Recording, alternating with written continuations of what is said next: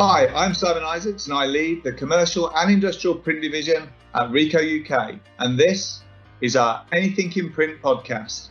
Thank you for joining us today. We are really glad to have you here because this business podcast series is designed specifically for you, the print community. This show is about bringing you the latest advice, tips and strategies from our network of experts within the print and related industries like marketing, business and finance. It's all about knowledge sharing to help you and your organisations reach your purpose and fulfil your business goals.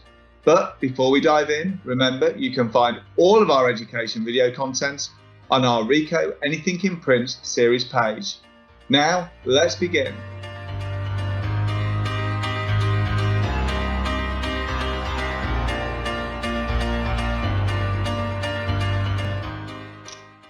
Hello everyone, and thanks for joining us today. I'd like to introduce you to Lucy from Nutshell, and what we're going to try and do in this session today for everyone is really look at a creative and a marketing slant on what we do as printers and try and get some great advice and insights from a marketing perspective on how we as a print industry can really add value to marketing and brands through the products that we can help innovate and create. Lucy, could you just spend a minute introducing yourself? Hi Simon, thanks for asking me to join today. I'm Managing Director of Nutshell Creative Marketing based in Milton Keynes. We're a full service design agency and obviously value print very heavily within the marketing mix. Great, and it's very exciting to have you with us here today. Thank you very much for taking the time to do this.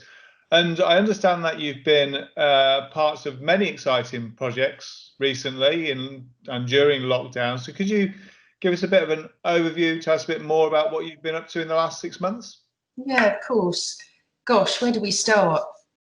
First lockdown, I think that would be a good place to start. I think everybody was looking at reevaluating, resetting, deciding what they were going to do, what they weren't going to do, how they were going to change. And one of the things that we looked at was with the design team was how we could actually encourage people to, certainly within our industry and marketeers and beyond, is ways that we could actually embrace technology that we've currently got, put it to some use, given the fact that the virus was, well on its way, but also showcase what could be done in our world.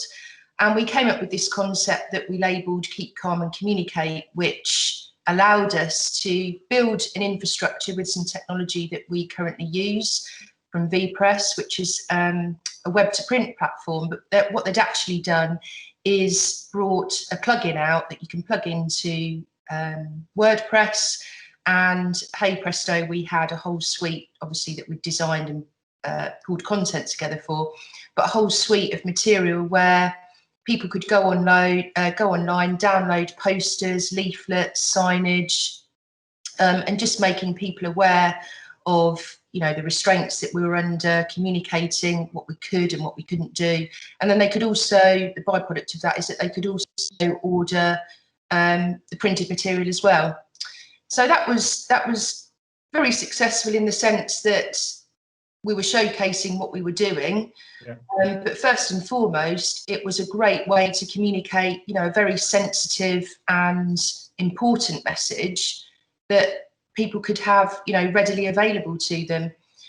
I think in the end we had a couple of thousand downloads from like various various leaflets and posters and whatnot. So yeah, that was quite an interesting one, and certainly one that we wouldn't have done so quickly had we not have been in that situation. I think that's something that's become very apparent, where you look at projects and you think, oh God, that'll be one on the list to do, and you never kind of get to it. But yeah, it was something that we managed to turn around very, very quickly, which is a lesson learned.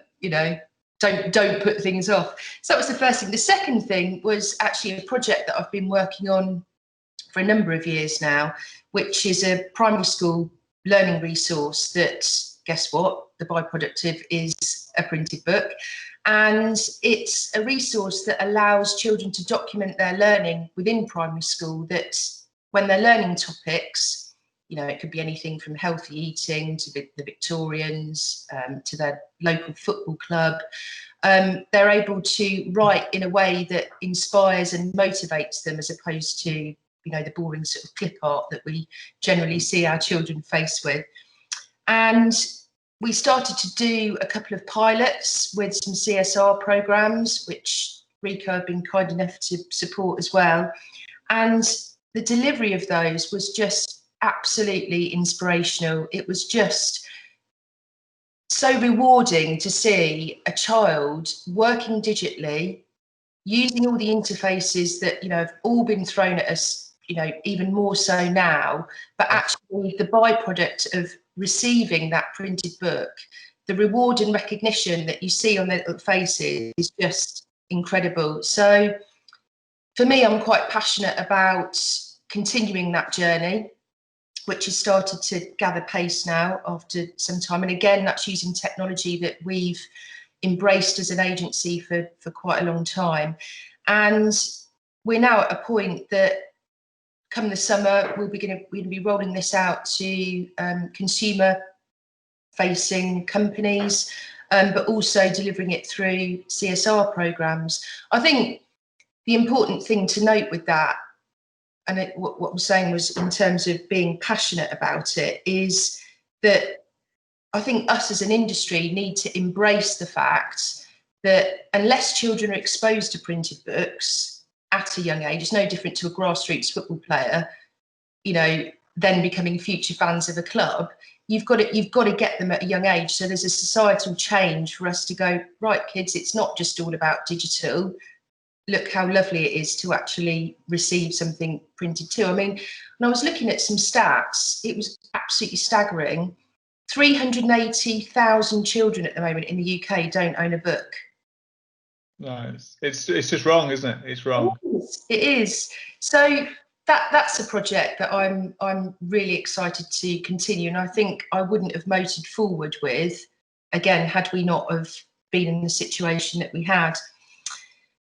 The third thing I've got on my list is I've formalised what I refer to as nutshell trade services. So I've worked in the industry for the last 20 years. I started my career at a B2 Printers based in Northampton that at the time was incredibly innovative all those years ago, because we were effectively a full service agency with, you know, a couple of litho printers downstairs, and they were one of the first to get a digital press as well. Didn't quite know what to do with it at the time, but yeah, that was at a point where I started my career, continued working in various printers, and then set up the agency. So 15 years ago. So naturally, I've worked in this environment and, you know, had clients as printers or paper merchants, or technology providers, and I've never formalised that offering to them.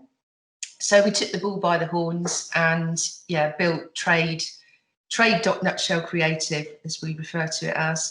And yeah, that's given us the ability to have an infrastructure and be more targeted in our marketing to the industry to help support them.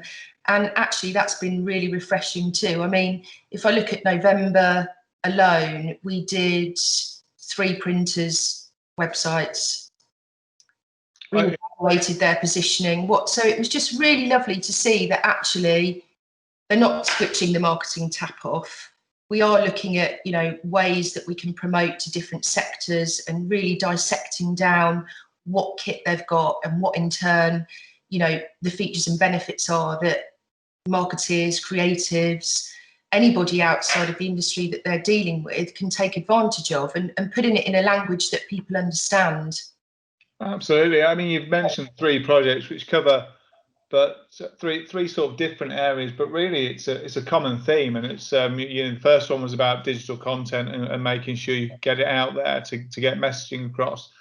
The second one in terms of, you know, getting kids involved with material through good quality products that becomes physical, you know, them helping create it, but then it becoming physical so they can interact with it and get more value from it. And the final one was, I guess, showing printers how to sell better, how to innovate better, how to show why print matters to their companies with a different, shop front, as it were.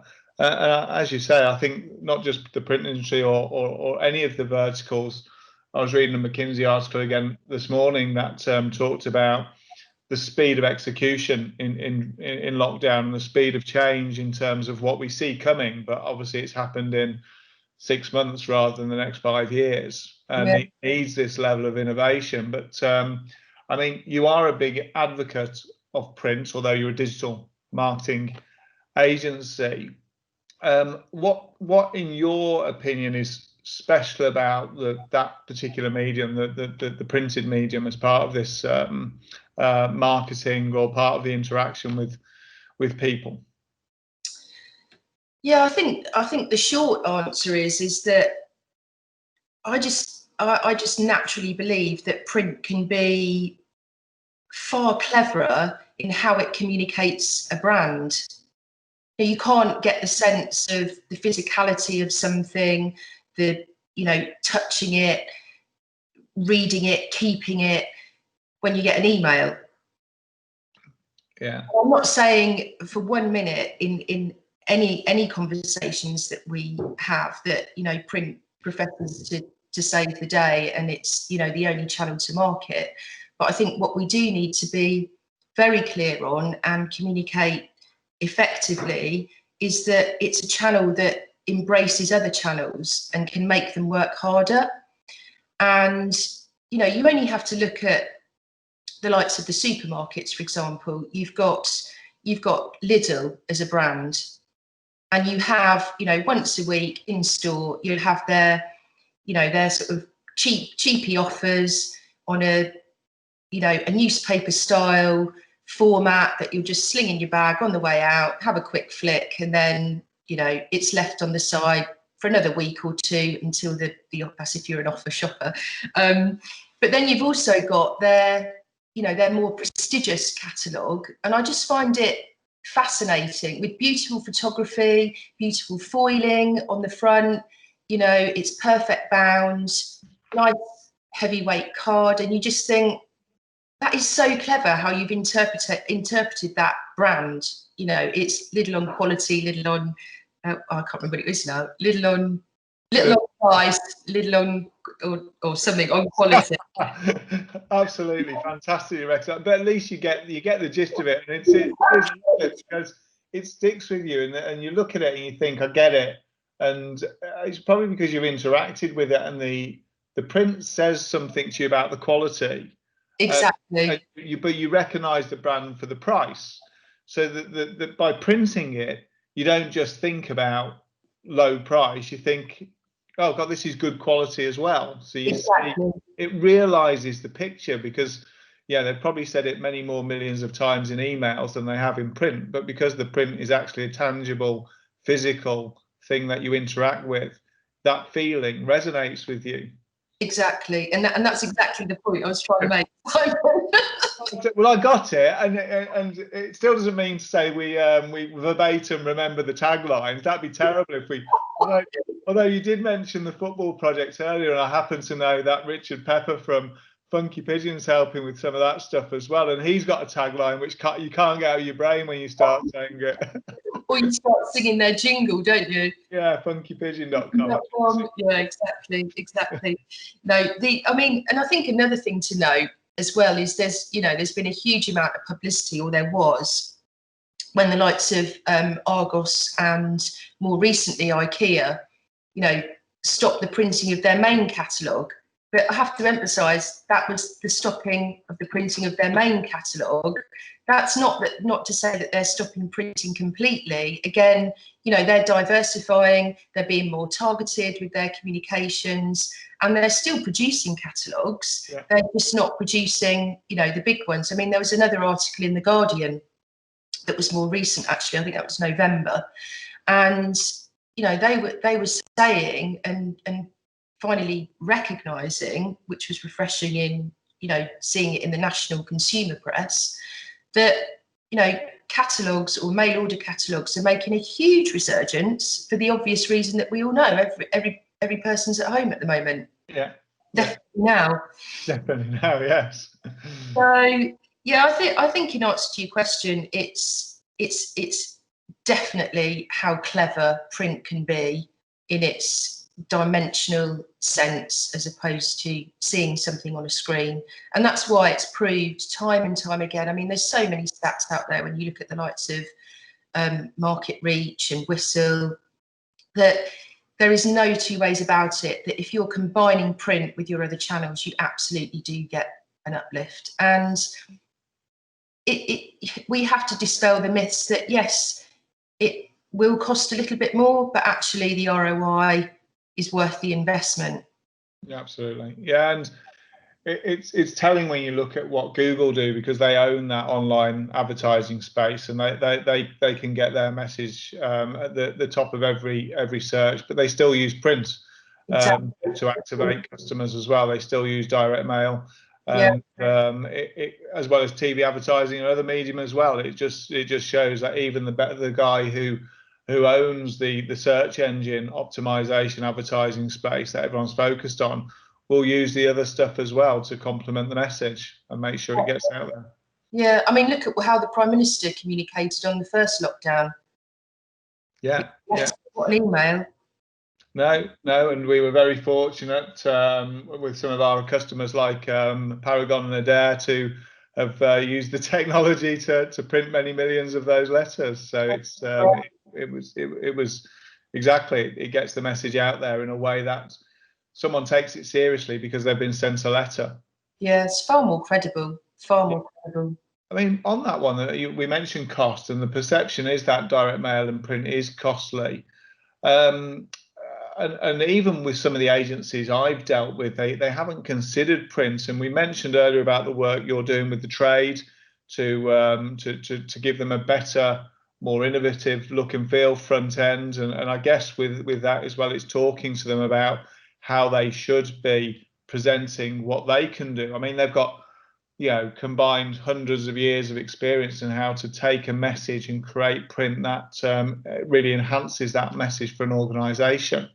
I mean, if we bring it back to the fact that a lot of younger marketeers really haven't been trained in physical direct marketing, and they haven't got the ability to go to the brands they deal with and market for price, costs, value of the different mediums, whether it's print, whether it's TV advertising, whether it's search engine optimization. I mean, have you got any stats or advice that you could give in terms of what that message should be? How printers should validate these claims or discuss it when they're trying to sell the value of print?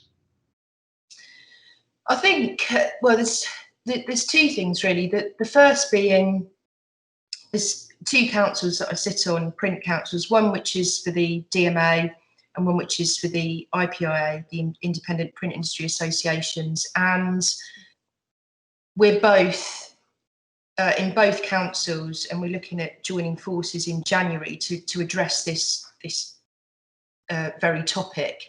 Is that, like having a societal change and getting children to embrace print, further up the food chain, we need to do exactly the same with the likes of students that are embarking on digital marketing courses. And we are doing a lot of work at the moment in both the DMA Print Council and also the IPIA in liaising with training providers like the IDM, the CIM, there's a lot of acronyms going on here, isn't there? To make sure that we embed what the print industry does and get digital marketeers to learn about how print can be combined within the marketing mix. And we've made some good headway with that now. We've got, there's a CIM course that specifically embraces that, and also some IDM ones as well. So I think it's important for printers to have that conversation with the marketeers that they're dealing with, or the brands that or the business owners or the agencies to say, oh, are you aware of this because there are a lot of graduates out there, and it's not their fault. They've not been taught this stuff. So if they've not been taught it, how are they going to know about it? And if we're not educating them, they're not going to know about it either. So I think from that perspective, it's important that we continue to make that headway, but also the printers now out there, when I look at, what the likes of Ricoh have got readily available, what, all the industry associations that have got just rafts and rafts of stats that completely, we've even got a currency in mail now called JIC Mail, so you're able to measure and plan campaigns around, what success looks like and model it on campaigns that have been produced before by particular sectors. So, printers can interrogate that data and take that to their client and say, look, this is just not hearsay now, the proof's in the pudding. And equally, dispelling that myth around measuring how successful print is. QR codes have made a huge resurgence. You've got AR that can help track that. You've got personalised URLs. You've got codes that you can put on it, and coupled with which you can, going back to what we were saying previously, you can be so personalised with that information and not in a creepy way that, digital marketing can be, because it is getting a bit creepy when you start, you look at something and then, the ads start popping up every website that you go on. Yeah. And that doesn't make it personal for me anymore. And in time, I think people will get fatigued and annoyed by that interrogation that you face all the time. So, tap into what's available to you and use that as your armory to win the case over.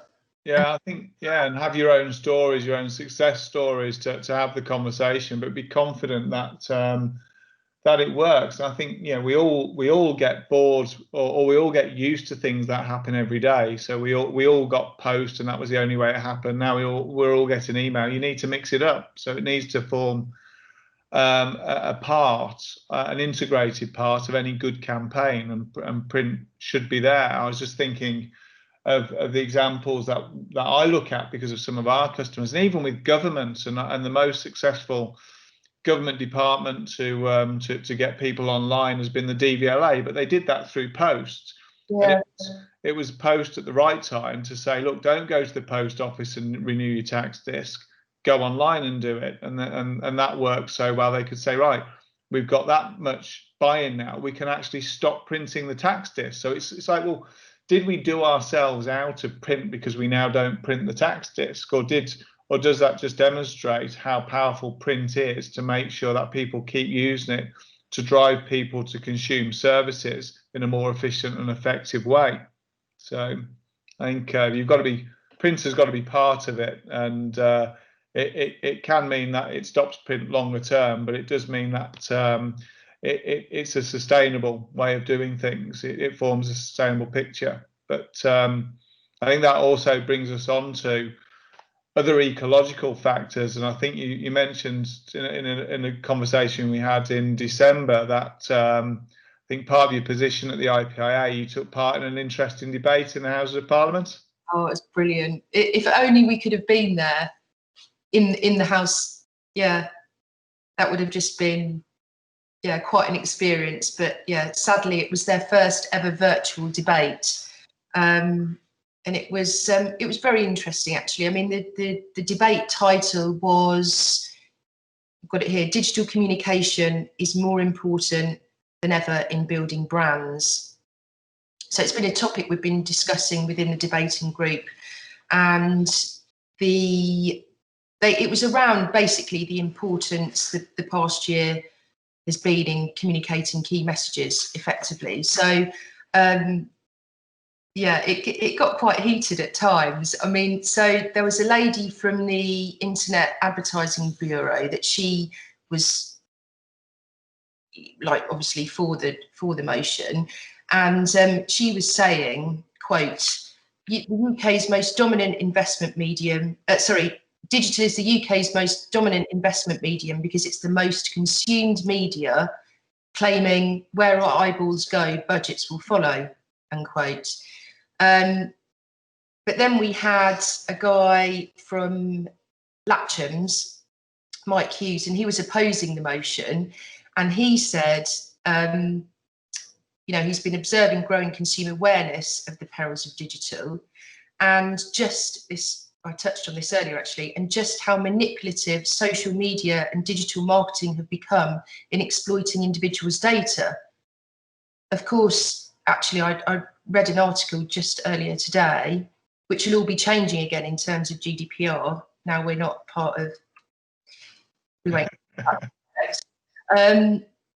So there was this whole motion around, is it a bit creepy? Is it being taken a stage too far? Do we need to dispel the myth again? A lot of myths, which thankfully two sides do an incredible job of, in terms of the sustainability side of things and whether it's eco-friendly. And so we went down that road as well, in terms of absolutely not. If anything, we're the most sustainable industry, which is not to be said for a lot of these giant tech companies, for example. But Mike at the end, he said, he posed this, and it was quite a strong vote actually that we won. I can't remember the exact figures, but he posed whether folk would prefer a wedding invite through Facebook or getting a beautifully printed one through the post. I just thought that was lovely, because it's true, isn't it? You wouldn't send a printed invite. You wouldn't send a wedding invite through Facebook, would you?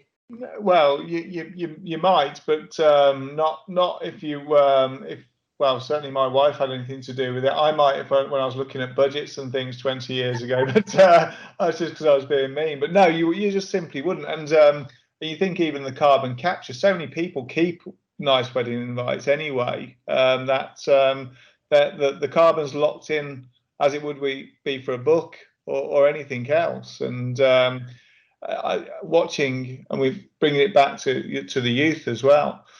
When my kids were younger, they consumed books, but as they got towards sort of 10, 11, I can't remember the exact age, and they got their first colourful iPhone, they spent more time on the device than the books, and eventually, and it was only during the first lockdown, I noticed that they weren't reading pages. They were scrolling through their devices, and they were consuming. My elder son even turned up the voice to 1.5 times speed so he could consume more faster, which meant he was talking faster, and the whole experience was just getting horrible.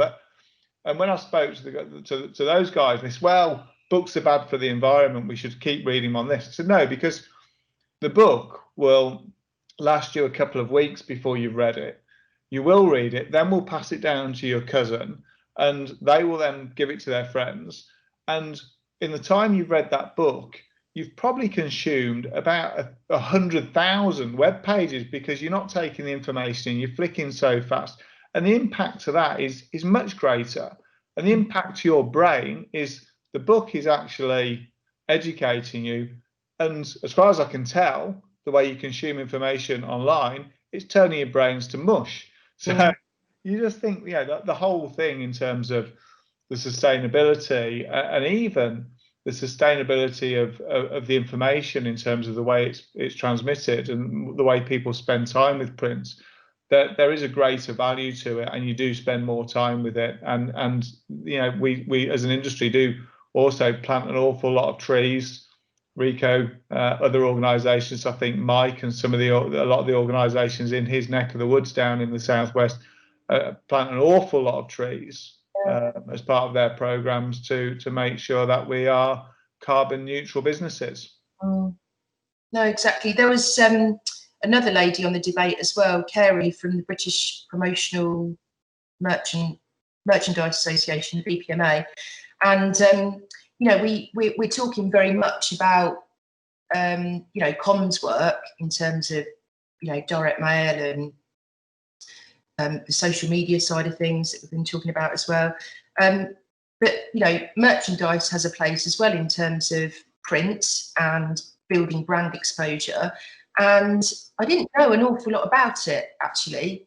It's something that we certainly provide for our clients. But when I say I didn't know an awful lot about it, I mean in terms of the impact that it has in producing promotional merchandise. And that was a real eye-opener when she started to convey some stats about, they're on their website actually, that how the brand uplift would become, I think it was about 25% in receiving a memento of some form, like in the post. So it could have been, you know, a placemat. A lot of the insurance companies do it as well in terms of a pen. You know, something quite simple. And in our world, we'd think, oh, well, you know, that isn't necessarily going to support anything, but it does. And we forget, you know, we're not just printing two-dimensional things. That's another thing I find quite fascinating. Pretty much anywhere you look, something's printed. Yeah. Whether it's from a postage stamp or a medicine label to, you know, the road signs to then all our commercial type activity. It is everywhere. We tend to just focus on the, you know, as I say, the comms side of things, which is only a very, very small part. You got labels, packaging, you know, go on, couldn't you? Well, we were printing some personalised 3D Christmas tree baubles for in Telford this year because we weren't able to see people. So we're thinking of what ways we could print stuff and send it out. We do the Printed Memories campaign for Alzheimer's, which, you know, when you log on there, you can send a photo and it gets produced and the thing goes out, because it's been proven even with the cognizance from people suffering with Alzheimer's, something printed can spark a memory, which, you know, that can then give them a better day. It can give them a memory which they wouldn't have ordinarily have had. And yeah. we were looking to say, well, can we just turn that system and just create some Christmas cards to send out to everyone for our employees? And it's very easy to just print something, but then when we think about it, we can actually produce other stuff as well. We could 3D print a Christmas bauble for someone. Yeah. So yeah, facility down there, isn't it? Yeah, it is. I think the commercial printers out there are going to get access to more and more technology that gives them the ability to. We've just been doing the Fedrigoni 365 book, yeah, and, you know, looking at how creatives can interact with, you know, different technologies with fifth color and laminates, and it just brings things to life. And there's more and more that people can do with print to actually capture someone's imagination when they receive it. Yeah, a lot of it, Simon, I think, is about how putting the printer in a creative mindset from the kit and actually understanding the customer's requirements. So, for example, you cited your Alzheimer's campaign, which is brilliant. There's another example. So that's, again, a printed postcard, two-dimensional. But then I've heard another scenario where in care homes, and particularly now, where they've had the patient or the resident's bedroom, and they've used wall graphics that imitate, you know, what their bedroom could be at home, or what their view was from their garden, and put the graphics up on the wall. And you just think that's really beautiful, and would naturally make them feel, you know, at home, I guess. Yeah. That, you know, ordinarily they'd probably feel, you know, quite isolated, particularly now.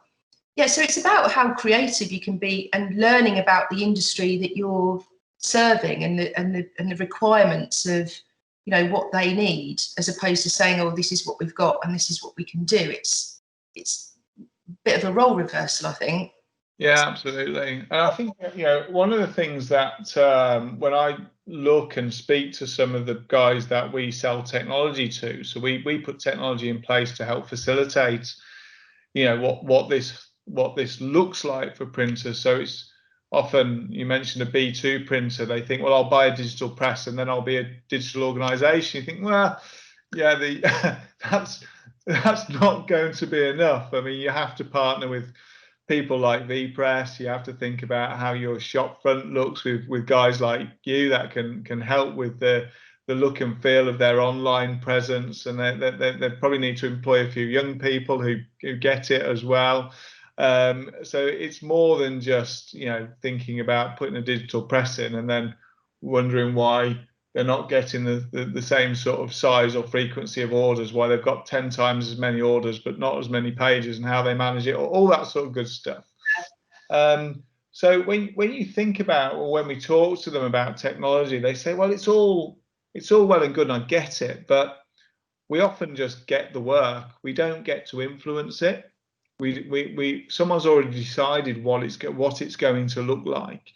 Someone's already decided that it's going to be this. It might be fairly bland. It doesn't use a fifth color. It doesn't use any foiling, and they want this many of them for that price, and we just bid for it. I mean, what advice would you give them about how they access their if you like, creatives or the creator of the brand that wants to be inspiring their customers? Have you got any, you know, advice for them of how they can really reach out and sell or maximize their services? Yeah, I mean, it goes back to really education.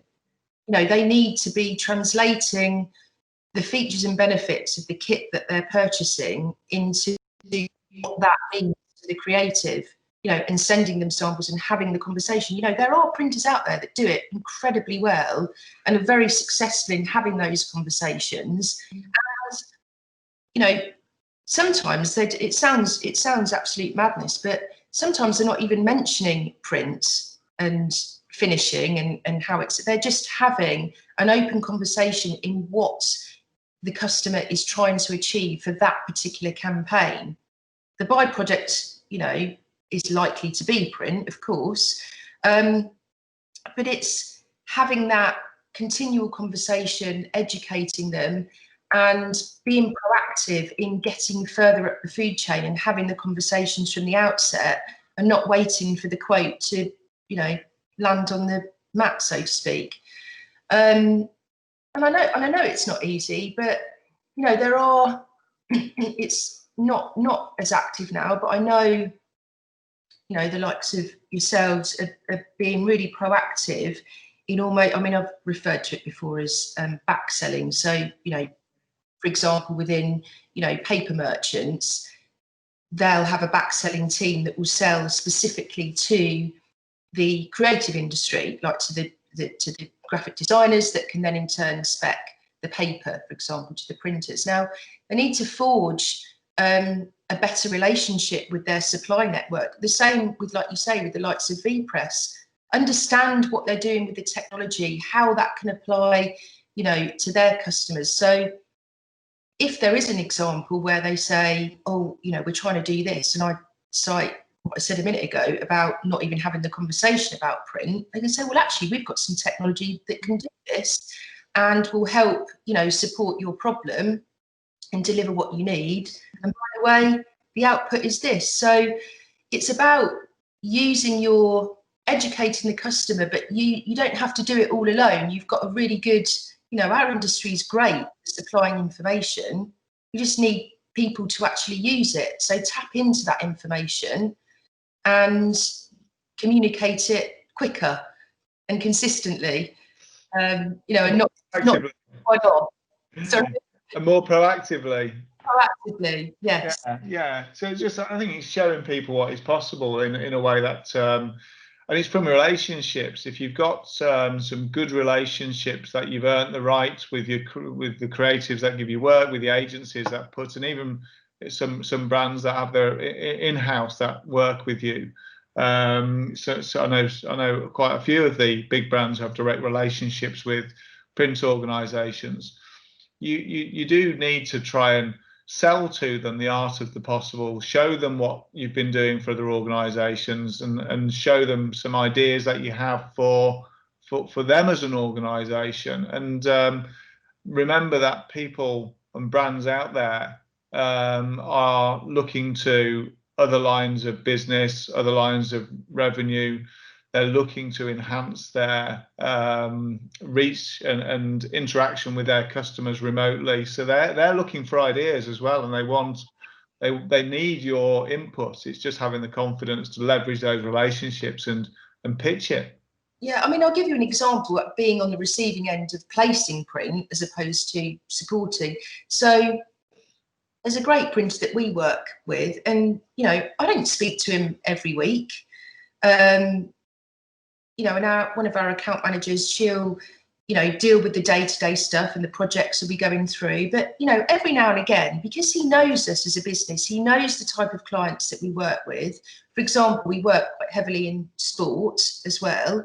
He'll phone me up and say, oh, you know, I've got this idea. We're doing this for, you know, another sporting organisation, X, Y, and Z. Have you considered, is this something that you could take to your customers? And I love that, because it gives me inspiration and thought to then be able to go on to them and say, you know, it gives me another reason to speak and not have to, you know, think of everything ourselves, because yeah, even us creatives that have to do this every day still get a bit brain dead sometimes. And as you say, the printers are working with the technology that produces this. So we naturally sell features that we've developed to the printers, not to you guys. So those guys know what they can create for you, and they can say to you, because they do create stuff for you, did you know we could do this now? Or have you thought about doing some of this? It's not, you know, we will try and create interest, but we often create interest with the people who buy the technology. Again, not always the people that innovate the design of what's being produced on the technology. So we need our customers' help as well to show them to show everyone what's possible now, because, you know, it's not just us, although we like to claim we're the best at it, I guess. But lots of the print vendors out there, and my sort of competition, and, you know, within the industry, there's some great stuff coming out, and it will only accelerate, I think. You know, and you mentioned other products as well. There's all sorts of things that we can innovate around. It's just a collective, you know, that we need to get out there and make sure they've got the ideas to work with. And just thinking about that, you've created a hints and tips and tricks, is it? It's I've actually labelled it an A to Z now. An A to Z. Yeah, I did get a bit stuck when I got to X, so I'll apologise for that one and let people download and see what I put for X. Yeah, I just thought, you know, it can be very overwhelming if you're not a marketeer and you're, you know, a small business owner, for example, with, you know, a couple of digital presses and some finishing equipment, and you're not going to have a dedicated marketing manager that will be able to, you know, provide a strategy for you and implement a plan. We're realistic about that, which is why in setting up the trade side of Nutshell, you know, we're very jargon free and try to keep things very simple in our language in terms of how we can help and support. And it just got me thinking when we had our conversation back in December, how can we just simplify this? You know, if you say, somebody would get overwhelmed naturally by saying, well, what's your strategy then? And what are you doing on a monthly basis? So if you start to think about what you're currently doing and how you can actually do a bit of housekeeping and put a few processes in place to get that consistency there, you only need to be looking at a couple of handfuls of things that you'll start to see, you know, results quite quickly. And that's without a marketing budget. That's with a person using the resources that you've got, and being, like I say, being consistent with it. So yeah, I thought the A to Z was a bit more appropriate than the tips, and you can work your way through. There's a couple on there that are very obvious, but sometimes we just need a bit of a memory jog, and we need to think, right, okay, yeah, I don't do that. I know I should be, but let me crack on with it. So yeah, just giving yourself a bit of an audit, looking at where your brand, where your company is across, all channels, and making that consistent. Looking at obviously your shop front in terms of how you're communicating yourself, what your brand looks like, everything that they're doing for their customers, all that energy that they deploy in making colour consistent, making their customers' brands consistent across different materials that they're doing. That you need to do exactly the same thing and practice what you preach.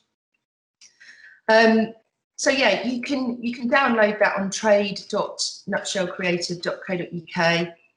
It's not overwhelming. It's very, very user friendly, and hopefully you'll find it useful. Yeah, I think we'll put a few links and things on to help people navigate for some of the content, because we're very aware that there's a lot of stuff out there. We just want people to access the things that can be digested, useful, helpful, and drive them forward. I'm just conscious of time, and also I think just the world is fairly tough for a lot of people at the moment. Some of our commercial printers have benefited with people doing things online. I'm thinking of some of the online gifting organisations, and the photo and card and companies that we've seen double-digit growth in. But then some of our customers, our commercial print customers, especially those that serve events and hospitality, have found it extremely tough at the moment. When you look to the next 3-6 months, and obviously as sort of creatives, and as I run a large sales division, we're naturally optimistic, I think. Where do you think the green shoots will be, or where are you focusing on for the next sort of 3 to 6 months? What do you think will be the places where, or the actions, or the sorts of things people can do to make the best of the time we're in, and what we're coming out of? Well, I think first and foremost, I firmly believe we've got a huge opportunity here for our industry to be able to bang that drum about how important print is in the marketing mix. We roughly we're going to be at home until, what did Boris say, February half term. So there's virtually a couple of months where we can really be creative to our customers, for them in turn, and promote the value of print, and get the customers to use that as a channel to get into the homes. In terms of the printers doing campaigns themselves and marketing to their customers, what we're doing at the moment, which there's no reason why printers couldn't mirror, and it's proved successful and is generating us leads, is we're looking at specific sectors that we believe will help. So a campaign that we're doing at the minute is a click and collect package for independent retailers. So we'll offer them a package to say, right, okay, you've got an existing website. We can embed some tech that will get you up and running pretty quickly with click and collect. But by the way, in addition to that, we've got a little package where you can also tap into, whereby we'll supply you the posters, the stickers, the car park signage, any kind of banners that you want outside of your store, directing people to click and collect, which is all printed items. But we're going in on the digital front. So we're focusing on little campaigns like that, which is what printers need to do. They need to be specific and creative with sectors and really identify what they've got that would be of added value and use. But I think the most important thing to note with marketing campaigns, and something that becomes incredibly hard, and you'll know this better than any with your sales team, but 80% of sales are made on the 5th to 12th contact. Right. The latest statistic. So if you're embracing your marketing campaigns and you're being relevant and targeted and personalised to those individuals, you can hit them with, 5 or 6 times before you've started. So by the time you do pick up the call and you follow up, what you've set out to do, you've got a far better chance in having success, and turning that prospect into a customer. So that's what we're focusing on the next 3 to 6 months. The last lockdown, I thought, oh God, is it appropriate to be selling our wares? Are people spending on their marketing budgets and all the rest of it? Because it was so unknown and felt so insensitive to have that conversation. Now, I feel like the tables have completely turned and people want to charge forward and get on with it and embrace whatever it is that they can and build any business that they can. There's a lot of entrepreneurial spirit out there at the moment. There is a lot of opportunities to be had. Yes, there are sectors that are suffering incredibly, but there's others that aren't, and there are others that are prepared to, move forward and drive business, and we can be there to help support them in the industry. Absolutely. And even the sectors that are struggling, they're looking at when they come out and they want people to give them great ideas of how to innovate themselves, reinvent themselves as they come out of this, and the world might be a slightly different place. Now, I think that's an absolutely great message to finish on, which is you've got to look at the future and look at the areas that we can all sell ourselves out of it, build new solutions to give us some hope for the future. And that's what we're all looking for now as we come out of it. So I think in a similar way to you guys, at the start of this, it felt a little bit somber and like we should all be taking a step back. But now I think everyone's raring to go, respectful of what's going on with the world, but absolutely wanting to make sure that we've got something good to rebuild for the next generation that are going to have to pay this enormous debt off. We've got to innovate. And I think when I was looking at some of the stats on new businesses, I think the registration of new businesses in the UK is up 30% year on year. There you go. That says it all, doesn't it? Absolutely. And that's not necessarily as high as other places in Europe and around the world, but it shows that people are looking to invent ways to reinvent themselves and to get back to some sort of prosperity and normality after we're allowed to get out there. Yeah. So we need to focus on that, and we also need to focus on children having a printed book. Absolutely, because they are the future. Exactly. Great. Well, thanks very much for joining us, Lucy. It's been great to have you, and we look forward to collaborating with you on your projects moving forward. Yes. Yeah. Thank you very much, Simon. That's a wrap for today. Thanks for listening. I hope you found this episode informative. If so, make sure you subscribe to all of our upcoming episodes and let us know any feedback you may have. You can also connect with myself and my guests on our Anything in Print series page.